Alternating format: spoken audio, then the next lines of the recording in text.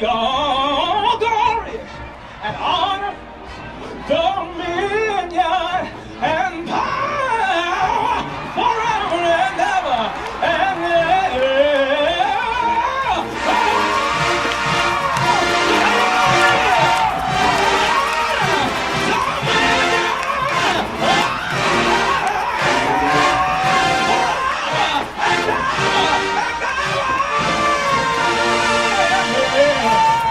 Listen, we give you all the glory. We worship you, our Lord. You are worthy to be praised. Come on, I got somebody just begin to lift that up with us. Come on, make some noise for him. I need to feel it till you say, we give you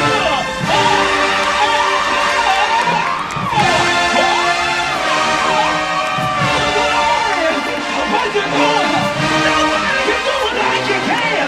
Nobody can hold me like you. We give you all the glory. You're worthy.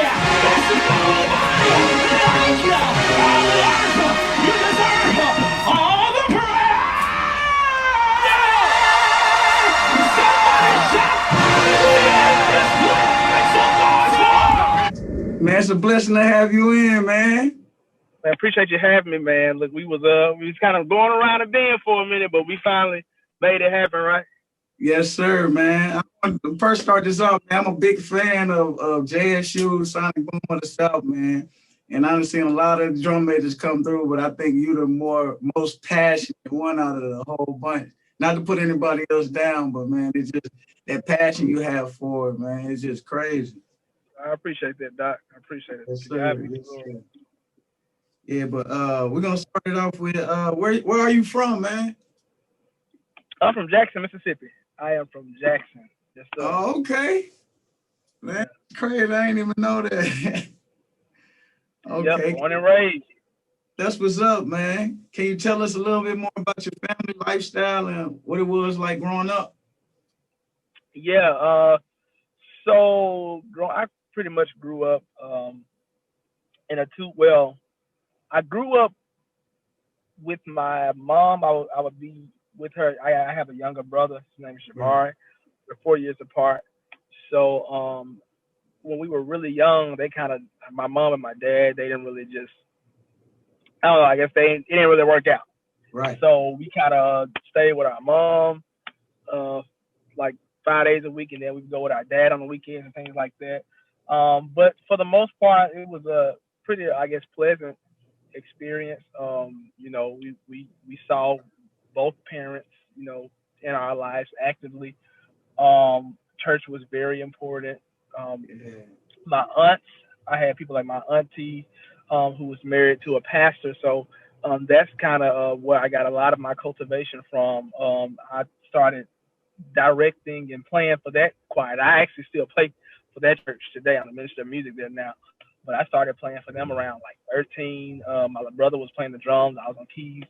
And so we grew up doing that. Then I had my grandfather who's now passed away.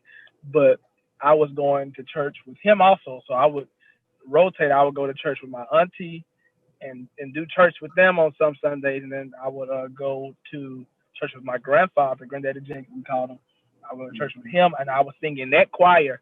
I would be singing with him in the male chorus, and then later on I started to sing.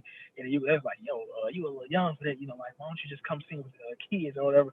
Because I was up under my granddad because I didn't know anybody. Right. So that was a huge part of my church, my experience, and growing up in church. God was very important. I went to private school up until the second grade, Christian private school. I went to a school, St. Peter's. So, and then I ended up I finally went to a public school in third grade, and we finished it out, in public school the rest of the year. But that just kind of goes to show, like, Jesus and, that faith value system was very, very important. We was getting that from several angles. And we were regular kids too. We like the same stuff everybody else liked or whatever. Right. But there was a certain understanding that was instilled. So yeah. Yes, sir. Man, that's crazy, man. That's a blessing, man, to have, man. Especially growing up in Jackson, man. How did you hear about the sonic boom of the South, man? Because you really answered all my questions before. Oh, okay, my bad. Well, so I was the kid who was, we went to the parade. They would have parades, Christmas parades. I was thinking, Right. this is back then where I don't know if parades are really. I don't really know how parades are to other people because I've been in band so long, so I've not been able to be a spectator in band. But back then, when I was a child, like parades, when like we going to parade, it was a really, really, really big deal. I don't know if you ever like seen like a kid who he'll bring like his own drum to the parade. Like that was Right. me. I Yeah, was I that see kid. it. Seeing just the sonic boom of the South, like at the parade, I was like, man, like I want to do that. Then later on, I would like see little stuff on YouTube. During that time, there was this video called 2003 Jackson State Drum Major music video, and Mm-hmm. the head drum major was the first female drum major who was also the first Yeah. female head drum major, Tammy Miles. She was marching then, and I just saw that video. I was like, man, this is so dope. It's a full circle thing because now we're like, she became my mentor, and now we're like brother and sister, like literally. Oh, But that's big. yeah, man, it's awesome. But seeing that video and seeing them, then I was like, I want to do that. And so, Mm-hmm. and the sonic boom is really big to Jackson. Right. Like if you in Jackson, who the Sonic, JSU Sonic Boom of the South. You already know, like that's one of our pride and joys. Right. And so seeing them, I was like, I want to do that. I want to be a drum major. And so I got in band in sixth grade, and we did band all the way through up, and I ended up where I finished. And so yeah, it was really awesome. Man, where did you like what middle school did you go to and play band? Oh, I went to Northwest Jackson Middle School. Okay. I went to Northwest. Yeah, that was a IB middle school. Yeah. It was half IB and half like I guess Right. regular Yeah. I education remember. when I was going there. But yeah, that's where I went, and I got in band in sixth grade. I thought I was gonna play drums because that's what I was playing. That was like the first instrument. A lot of people start off beating on stuff. Right. But I Me was like, too. what, I'm gonna play something different. And my dad was like, he played trumpet at Power. I was like, oh dang, Dad, you played trumpet? I didn't know that. So I ended up playing the trumpet. And what's funny is I was actually drum major there. I became drum major there. That was my in eighth grade. Yeah. And then I went to Callaway, and Uh-oh. I went to Callaway on trumpet there. Marched in the band for 2 years. Then my junior year, I was drum major, and I was drum major actually my junior and my senior year. And then of course went to Jackson State and marched 3 years and doing that. So yeah, man, it was I had a lot of practice, Yeah. leading up to then. Yeah, Callaway had a good band program, man. That was like the only high school that really sound like something to me, man. And Jim Yes, Hill, of course. especially back in the day, man. Like I know before I was going to Callaway, I can honestly like before I was going, they were like really, really like, wow, who is this dude? Yeah. Like they were really, really playing, and they were still good when I came to. I love my school. I ain't put them down, but Right. I just feel like the Callaway of old was like Yeah. something to reckon with. All right. Right. So what were your requirements of being a drum major, like skill wise and academically? Uh, in the boom. Yeah. To be a drum major, first of all, you have to, the number one requisite is you have to have finished a full season as a first year student successfully. So like you have to have come into band camp and made it all the way to Alcorn. That's number one. Okay. Second thing, after that, you have to have done so with great morale for the program, upholding the things that we hold dear, the values that we hold dear to us intrinsically inside the band program. Then you got to be, have to know how to play your instrument. You can't get on squad and you don't know your scale, you don't know How your many A for instruments though? just one. You just have to know how to Oh, play. You need to be somewhat fluent and proficient on on the band level on the instrument that you come in on, because you okay. can't be. A lot of people, there's a misconception sometimes that a lot of people think you can go to school to be a drum major, or get in the band and be drum major, but like you have to follow. You have to follow before you Right. lead. So you got to be in band. You're gonna play something. So Right. just whatever you came in playing, be able to play it and perform on it well, and be able to do the things that the music requires. And Okay. so yeah, that's really important. And also there's this rigorous part called drum major training, which happens in the spring semester usually. And then that's where we kind of weed out the I guess the loose ends. All right, then Right. really determine who wants to be there. And so from that spring training, generally what happens is you go through that maybe about a month or so, or however long the training is. It may vary depending on what the band director wants that particular year. Then the drum majors are selected, and then you go through a summer training. And the summer training is on a whole nother level. Like Yeah. when I made drum major my first year, I believe we got out of school. We had commencement, I want to say in April or May, and then we had 1 week of a break. Then after that, we trained all the way up into band camp, Oh yeah. which happened in July, August. So there is a very, very tedious and rigorous process. It's not for the weak, but Right. nevertheless, it's something that is very very much so worth it in the end. Okay. So what was your job as a drum major like? Do Uh, y'all so just um, do y'all just focus on the drums or well I know, but I was wondering. no, we don't focus on drum major. That's funny because a lot of people, I get a lot of people to come up to me and they say, "Oh, you the drummer?" They say, "What do you do in band?" I was like, "Well, I was a drum major." They say, "Oh, you the man who be on the drums?" And that's really not what a drum major is. The drum major acts as a field commander, or maybe you can say the second in charge to the band director.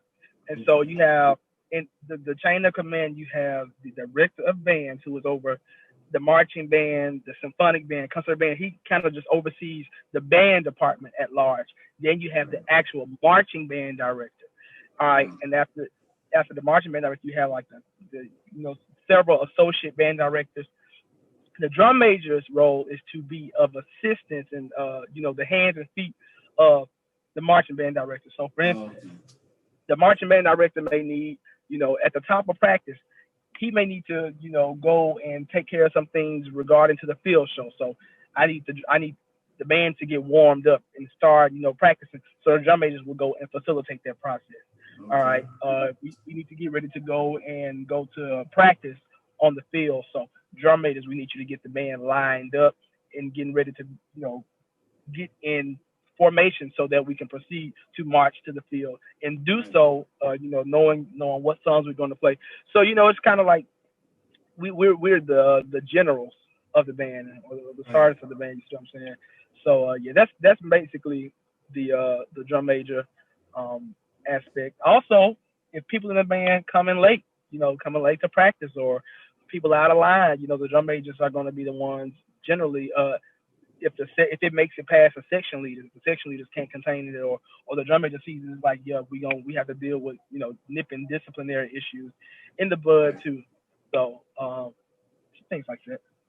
Man, that's crazy. Hey, I didn't know you played keys at the church and stuff, man. You talented as crap, man. But Oh you man, it's all played God. keys, and I heard right, and I heard your voice, man. I'm talking about. I was just watching some videos. I didn't know Yeah. you sing like that, man.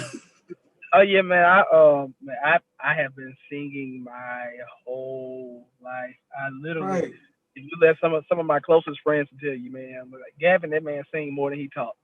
And right. so that I argue with them, but truth be told, there may be some. legitimacy to that statement. I love to sing. I've been doing it my whole life. I was a kid who was always put on Front Street saying, "Hey, my son can sing, or my nephew can sing, or this guy can sing right here. Right. We want you to sing at this, or we want you to sing at that, or we want you to sing at that." Like I remember being in middle school. Sometimes I would sing my way out of trouble Yeah. with my teacher. Like, yeah, you ain't doing what you need to do right here. Why don't you sing at this, and we may have Yeah. something great for you with it.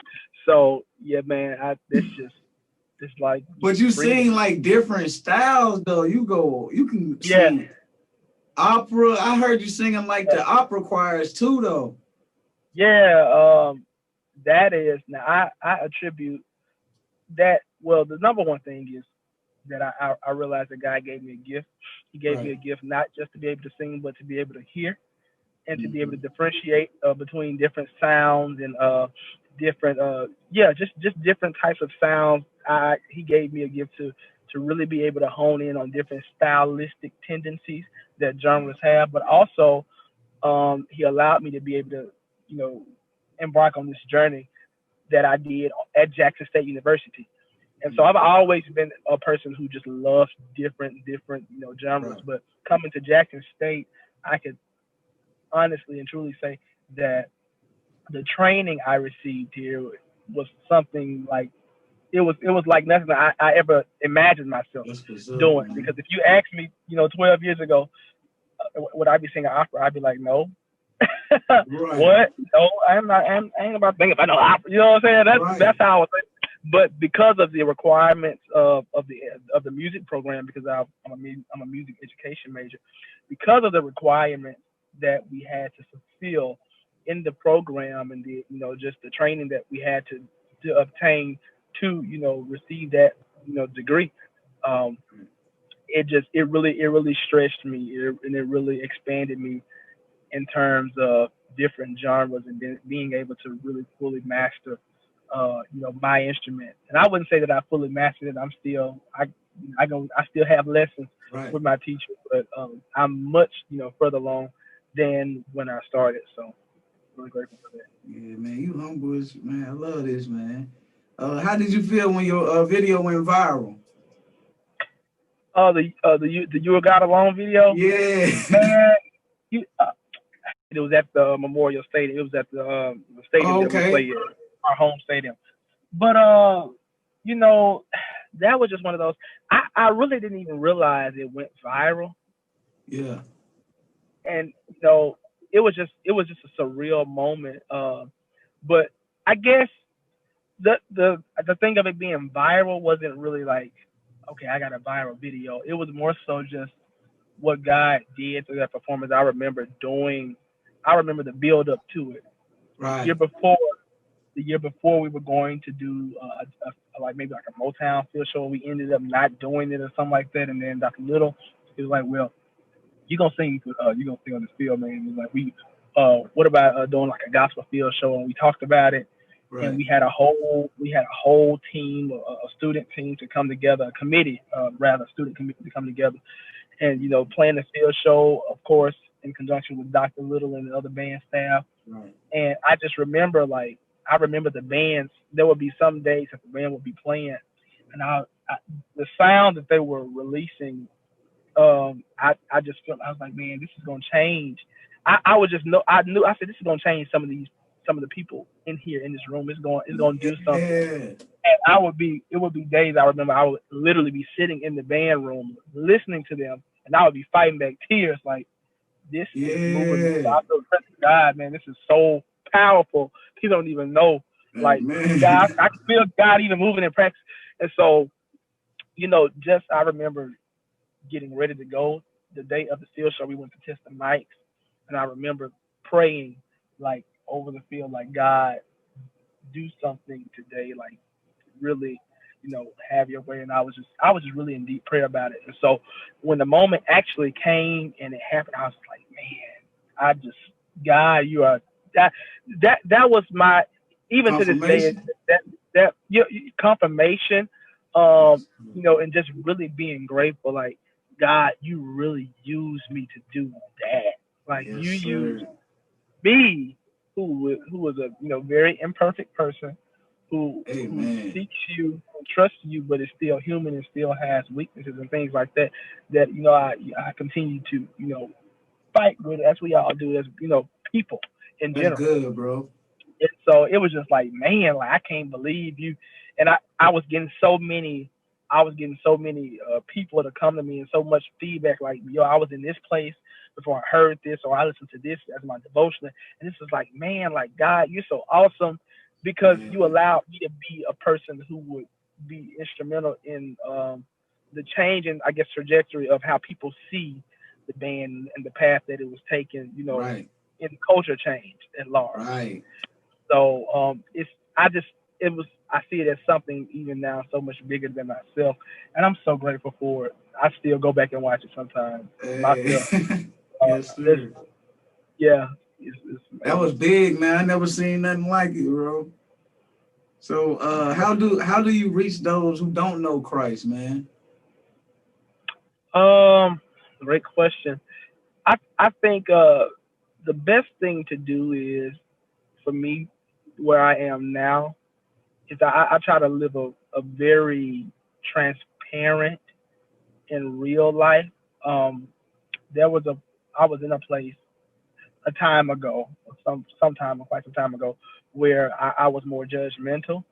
Right. Um, Very like I had kind of just come into this new kind of understanding of who God was and in this genuine, authentic realness of God and closeness of God, and Right. I was kind of looking at people like, like, Right. and somebody had to help me. I said, yo, bro, you ain't been like you are now all the time, and so Right. where I am now, I try to really just be, a person where I'm just being a light. I'm being unapologetic about my love for God. And if it rub off on you, it do. And if it don't, so be it.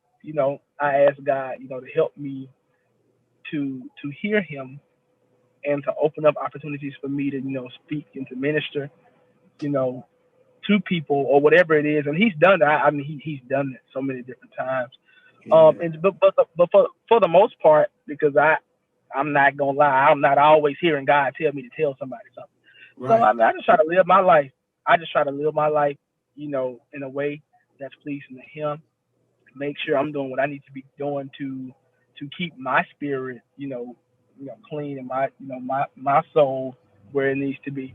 And I just, I pray that when there's an opening, you know what I'm saying, when there's an opportunity, that I am sensitive enough and that I'm discerning to seize it and maybe evangelize or disciple or whatever it is that God is asking me to do.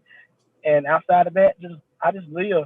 I live, and I honestly, your life, you really don't have to say a lot of. I think a lot of people miss this point that you really don't have to say much if you're living and showing and giving off a certain thing. I don't have to tell somebody. Uh, you want to talk about Jesus? you know, you, Right. you know what I'm saying? I don't necessarily have to do it, but as time progresses, you start to notice, oh, well, he don't do that, but I see this happening, or I'm noticing this Help action us, right here. bro. Help us, bro. So I really, I guess that's my approach, and yeah, that's my way. That's Yeah, my way. Yeah, that's I a don't, great. ain't knocking nobody else for however they do it, but Right. that's me. Yeah, that's me. Yeah. No, that's a great way to put it, man. Yeah, man. That was a perfect answer, man. So what's your long-term goal? Long term goals. Very great question. I just wrote those down somewhere. So I want to, first of all, of course, get to a place where I'm financially stable, just Right. to, be a homeowner, be well off by myself. I would love to be married with a Right. family. I see myself doing, growing and doing more in a production, in the music production Right. side of my gift, because I've just ventured into that new area. So doing things like that, I want to be producing for myself because I love to sing and I want to do music for a living. Um, I am intending on pursuing. I'm actually now currently in my last semester of Jackson State, and I'm doing student teaching, and so I'll be endeavoring to go and pursue a master's in vocal performance, and I'd like to be able to professionally do vocal coaching. I do it now, but I want to be able to really be legitimately like doing that. And so I just want to be in a place where I can teach, do vocal coaching, and also enjoy traveling, and enjoy family, enjoy wife, enjoy God, and just kind of live off in my purpose. So whether that includes ministry, which it will, that will include ministry, music, and and family. So that's my long term goal. Yeah. Man, that's a good one, man. It was good having you, bro. And man, thank you. I have enjoyed myself. Yes, sir. Yes, sir. You taught us a lot of stuff we don't know about the band too, man. It's crazy how you can watch the band man, all these years and you don't really understand it. Oh yeah, that's dope, man. Outside looking in, that's all. Yeah. Thank you again, man. I appreciate it, man. I thank you for having me on. I enjoyed myself, man. Same here, bro. God bless. They said I'm preaching to people. No, I'm just teaching, no screaming. Been on the road with the pastors. Been in the streets with the demons. I put in work in the kingdom. So some work and I still got my freedom. I'm finna lead them to heaven. Yeah, I went through hell for a reason. Only God can judge me. I don't know who you think you're supposed to be. People get positions, started looking down. They ain't how it's supposed to be. Ain't nobody better. Don't act like you got it together. I ain't gonna speak on your devils. Just know that Jesus